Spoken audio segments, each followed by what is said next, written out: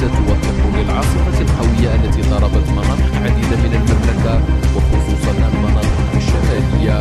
وعرفت مدن عدة رياحا عاصفية تسببت في حدوث خسائر مادية متفرقة بعدد من المناطق، لكن دون تسجيل خسائر في الأرواح لحد الساعة. وأدت الرياح العاصفية إلى سقوط العديد من الأشجار إضافة إلى انهيارات جزئية لبعض المباني القديمة، بالإضافة إلى اللوحات الإشهارية. كما تعرضت بعض السيارات إلى أضرار مادية جراء سقوط مخلفات بعض الانهيارات المنزلية، حين سجل المواطنون العديد من الأضرار من نوافذهم.